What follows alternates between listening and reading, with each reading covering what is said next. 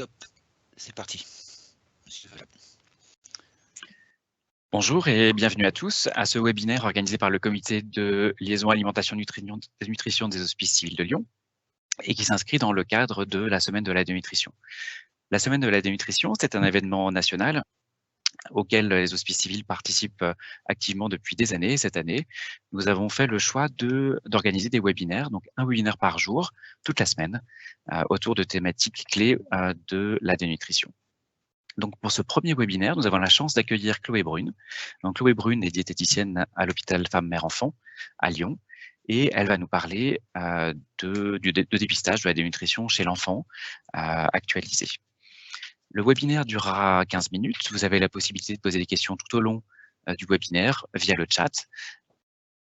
Ce webinaire sera enregistré et rediffusé en replay sur la chaîne YouTube des Hospices, normalement à partir de la semaine prochaine. Chloé, je te passe la parole. Bonjour à tous, merci le Dr Valla. Donc, comme on vous a expliqué, je vais vous présenter les recommandations de l'HAS 2019, donc HAS Haute Autorité de Santé, sur le dépistage de la dénutrition de l'enfant. Tout d'abord, on va commencer par le fait que le comité de nutrition de la Société française de pédiatrie recommande de peser et de mesurer tout enfant, quel que soit le motif de consultation ou d'hospitalisation. Pendant cette présentation, on va voir pourquoi. Pour cela, je vais vous définir la dénutrition, ses conséquences. Je vais vous présenter ensuite les recommandations de l'HAS pour dépister la dénutrition que je vous illustrerai avec des cas cliniques. La dénutrition fait l'objet depuis de nombreuses années de tentatives de définition, mais on peut retenir que la dénutrition est un organisme en déséquilibre nutritionnel qui est caractérisé par un bilan énergétique et ou protéique négatif. La dénutrition peut être liée soit à un déficit d'apport isolé, soit à une augmentation des dépenses, une augmentation des pertes énergétiques et ou protéiques. Parfois, ça peut être l'association des trois. Pourquoi on doit dépister la dénutrition? Parce que la dénutrition, elle augmente le risque d'infection, elle allonge la durée et le coût d'hospitalisation, elle augmente le temps de ventilation, elle augmente le temps de complications, mais chez l'enfant, elle augmente aussi et surtout le retard des acquisitions et du développement psychomoteur. Voici les critères de l'HAS pour dépister la dénutrition. Pour savoir si une dénutrition est présente, il faut avoir la présence d'au moins un critère phénotypique et un critère étiologique. Les critères phénotypiques sont les suivants. Soit une perte de poids supérieure ou égale à 5% en un mois, soit supérieure ou égale à 10% en 6 mois, ou alors supérieure ou égale à 10% par rapport au poids habituel avant le début de la maladie. Sinon, on se réfère à l'IMC. Le critère, c'est que l'IMC est inférieur à la courbe IOTF 18,5. Pour cela, on se réfère à la courbe de l'IMC qu'on retrouve dans les carnets de santé. Et la courbe IOTF 18,5, c'est celle que vous voyez en pointillé juste là. Sinon, c'est une stagnation pondérale qui aboutit à un poids situé 2 couloirs en dessous du couloir habituel. Pour cela, il faut se référer aux courbes de poids qu'on trouve aussi dans les carnets de santé, comme celle-ci par exemple. Ou alors à une réduction de la masse musculaire et ou de la fonction musculaire. Les critères étiologiques sont les suivants. Une réduction de la prise alimentaire d'au moins de moitié pendant plus d'une semaine ou toute réduction des apports pendant plus de 2 semaines par rapport soit à la consommation alimentaire habituelle quantifiée, soit aux besoins protéino-énergétiques estimés. Ou alors à une absorption réduite, comme une maldigestion ou une malabsorption, ou encore lors d'une situation d'agression, comme les pathologies aiguës, les pathologies chroniques évolutives ou les pathologies malignes évolutives qui donnent un hypercatabolisme. Si on a la présence d'un critère phénotypique et d'un critère étiologique, on pourra analyser le degré de dénutrition. 2 degrés de dénutrition existent. Une dénutrition modérée, c'est si l'IMC est entre la courbe IOTF 17 et la courbe IOTF 18,5, si la perte de poids est entre 5 et 10% en un mois, ou si la perte de poids est entre 10 et 15% en 6 mois. Ou alors si la stagnation pondérale aboutit à un poids situé entre 2 et 3 couloirs par rapport au dessous du couloir habituel. Sinon, on parle de dénutrition sévère si l'IMC est inférieur à la courbe IOTF 17, si la perte de poids est supérieure à 10% en un mois ou supérieure à 15% en 6 mois, si la stagnation pondérale aboutit à un poids situé au moins 3 couloirs en dessous du couloir habituel, ou s'il y a un impact sur la croissance staturale avec un infléchissement de cette dernière. On va donc illustrer ces critères par 3 cas cliniques. Le premier, Alice, 2 ans, qui consulte pour vomissement. Première étape, je pèse Alice et je vérifie ses antécédents de poids. Alice est une petite fille de 2 ans, elle tient donc debout. Je peux la peser avec un pèse-personne, très important. Dans la mesure du possible, j'essaye toujours de peser dans les mêmes conditions, avant ou après le petit déjeuner, en fonction des activités de la journée, sans la couche, avec le moins de matériel encombrant possible, en chemise d'hôpital ou en sous-vêtements et pieds nus. Je mesure Alice. Alice est une enfant qui se tient debout encore une fois, donc je peux la mesurer avec une toise fixée au mur. Elle doit être bien droite, debout, déchaussée, avec la tête, le dos, les fesses et les talons appuyés contre la toise. Elle regarde l'horizon, les bras le long du corps et les épaules basses.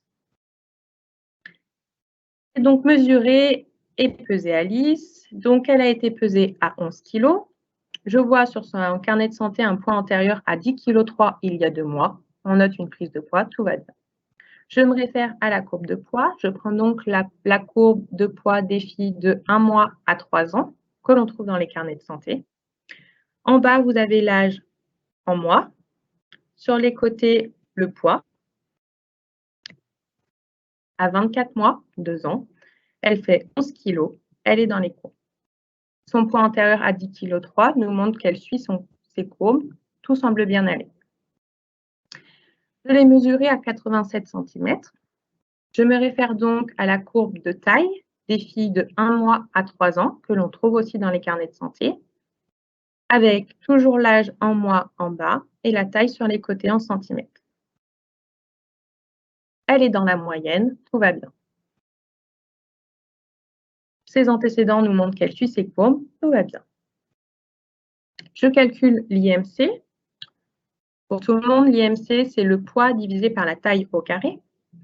Je me réfère donc à la courbe d'IMC que l'on retrouve encore une fois dans les carnets de santé. Cette fois-ci, je prends celle des filles de 1 mois à 18 ans.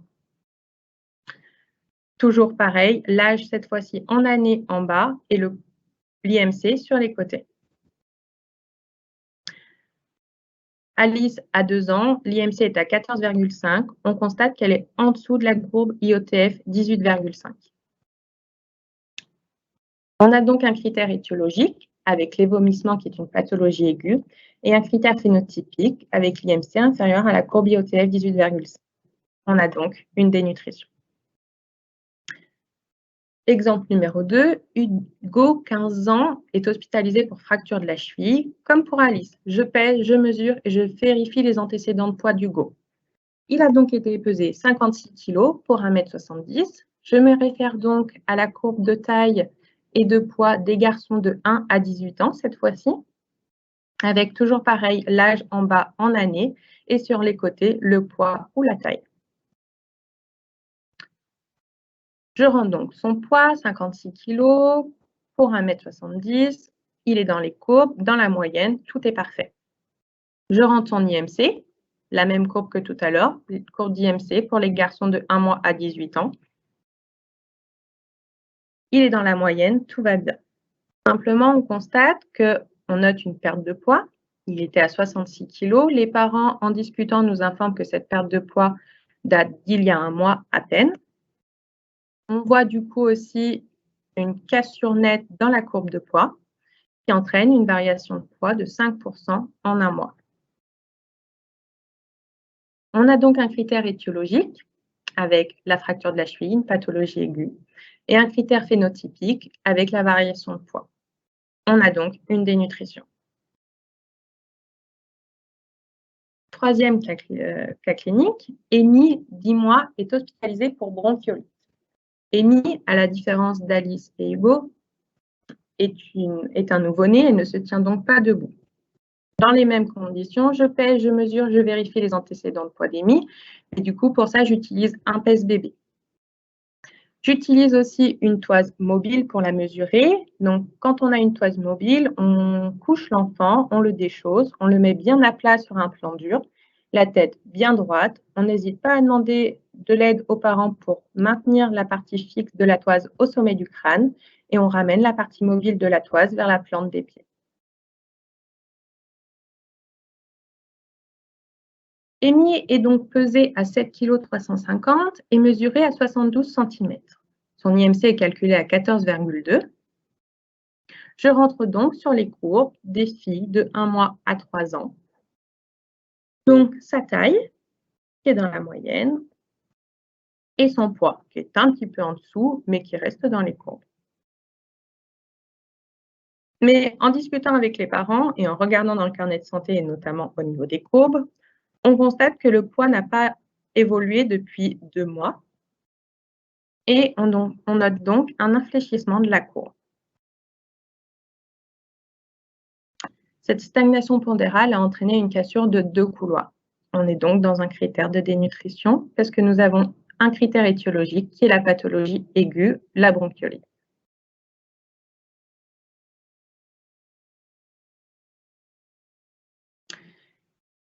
Des fois, on a du mal à mesurer et à peser les enfants et des fois la mesure prise est difficilement interprétable quand il y a une présence d'acide, d'œdème ou quand l'enfant n'est pas mobilisable. On peut donc utiliser d'autres critères.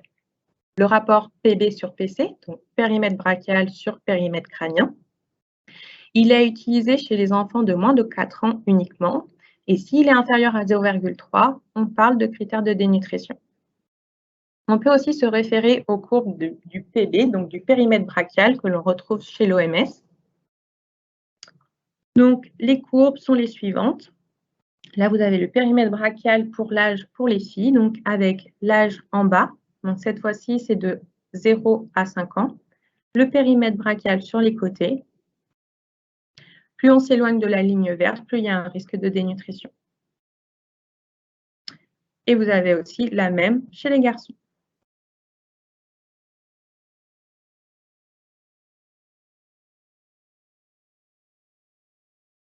En conclusion, il est recommandé de dépister la dénutrition systématiquement à chaque consultation.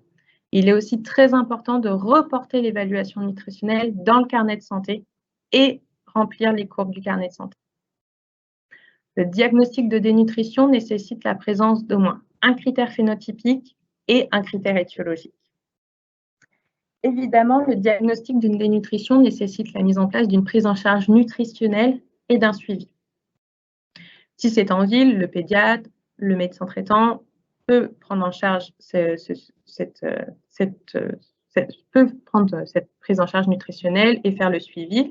À l'hôpital, à l'HFME notamment, nous avons une unité transversale de nutrition, l'UTN, que vous pouvez contacter si besoin. Voilà. Merci de m'avoir écouté et n'hésitez pas à poser des questions. Merci Chloé pour cette présentation très claire. Je crois que c'est très intéressant de voir que, à la différence de l'adulte, ce qui est important en pédiatrie, surtout, c'est de ne pas réfléchir sur des valeurs absolues, mais vraiment sur une dynamique de poids, surtout en fonction de l'âge, parce qu'évidemment, la valeur absolue du poids ne pourra pas être interprétée de la même façon chez un enfant de 3 ans et chez un enfant de 17 ans. Tout à fait. On a quelques questions qui sont arrivées. N'hésitez pas à en poser davantage. Alors, je vais les reposer à l'oral pour que tout le monde en profite. Donc, j'avais une première question concernant la mesure de la taille chez les enfants qui ne sont pas verticalisables ou qui sont déformés. Chez ceux-là, comment est-ce qu'on pourrait estimer la taille quand on ne peut pas la mesurer correctement? Alors, si on ne peut pas la mesurer correctement ou si, quand on la mesure, elle est difficilement interprétable, chez les enfants, par exemple, qui ont une scoliose, qui sont difficilement mobilisables, on peut utiliser la formule talon-genou ou alors de l'ULNA encore. Ce sont des formules d'extrapolation. Donc, le talon-genou, c'est qu'en fait, on mesure du talon au genou et on extrapole. Et l'ULNA, c'est du coude au poignet. On extrapole, ça nous permet d'avoir une estimation de la taille. Oui, tout à fait. Ce qui est important, c'est d'utiliser les formules pédiatriques, de faire attention de ne pas mélanger les formules adultes et les formules pédiatriques. Elles sont en général disponibles en ligne. Très bien. Une autre question sur les courbes de croissance. Est-ce qu'il y a des courbes de croissance spécifiques par pathologie, notamment pour les trisomies 21 ou pour d'autres pathologies syndromiques? Alors oui, tout à fait, il en existe pour la trisomie 21, aussi pour les patients atteints d'achondroplasie. En fait, l'important, c'est de se baser sur la courbe adaptée à l'enfant. Et chez ces pathologies-là, en fait, on a une croissance un petit peu différente que chez un enfant sain. Très bien.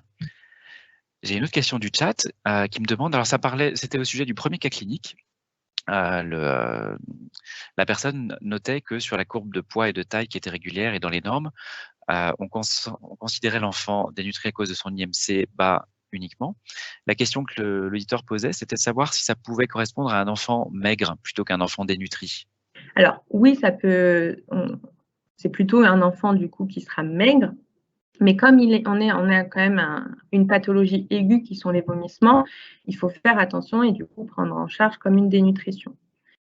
Chez les enfants maigres, alors s'il n'y a pas de pathologie particulière et qu'ils suivent bien leur courbe, on les laissera un petit peu tranquilles. Mais c'est vrai que dès qu'on a une pathologie un peu aiguë, comme une angine qui les empêche de s'alimenter ou une gastroentérite qui du coup augmente les pertes et les dépenses énergétiques, et ben là, on a plus de risques de dénutrition et du coup, l'IMC est important.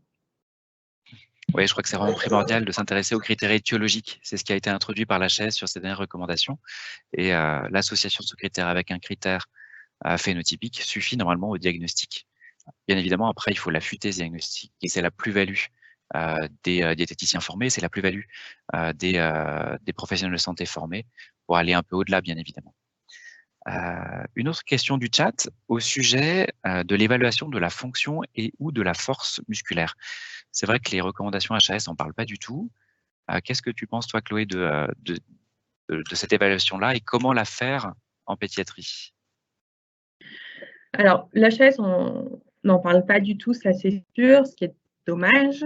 Après, il existe notamment le hand grip qui permet de mesurer la force chez un patient.